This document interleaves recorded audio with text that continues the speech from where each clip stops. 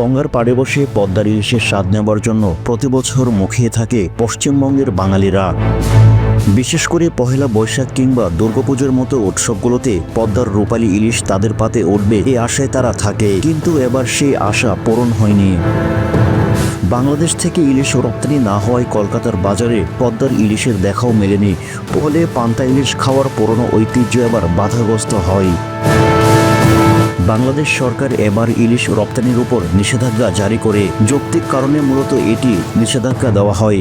মূলত পহেলা বৈশাখ থেকে ইলিশ ধরার নিষেধাজ্ঞা জারি করা হয়। বাংলাদেশের জলসীমায় 15 এপ্রিল থেকে 11 জুন পর্যন্ত মাছ ধরা নিষিদ্ধ করা হয়। এ সময়টা নির্ধারণ করা হয় ভারতের সঙ্গে সমন্বয় করে। আগে বাংলাদেশে মাছ ধরা নিষিদ্ধ থাকত 20 মে থেকে 23 জুলাই পর্যন্ত।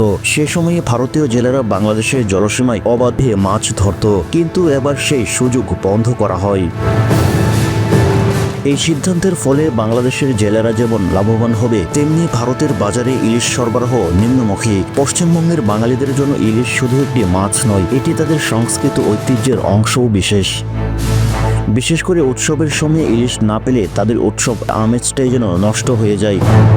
এবার পহেলা বৈশাখে ইলিশ না পেয়ে তারা বেশ হতাশ।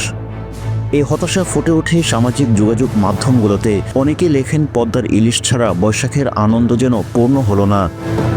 কেউ আপেক্ষ করে বলেন, এবার পাতে ইলিশ নেই, শুধু শুকনো হাত আর তেলহীন জিভ।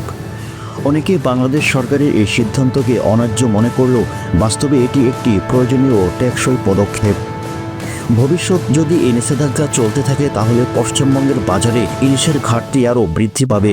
তবে প্রকৃতি ও মৎস্য সম্পদ রক্ষায় এ ধরনের নিয়ম জরুরি। ফিলহাল কলকাতার বাঙালিদের জন্য পদ্মার ইলিশের স্বাদ এখন শুধুই স্মৃতি। তাদের হতাশা যেন মিশে আছে গঙ্গার জলে। তারা অপেক্ষায় আছেন কবে আবার পদ্মার সেই রূপালী ইলিশ তাদের পাতে ফিরে আসবে। মোহাম্মদ সাইম আহমেদ, ডেস্ক রিপোর্ট, সরেজমিন বার্তা।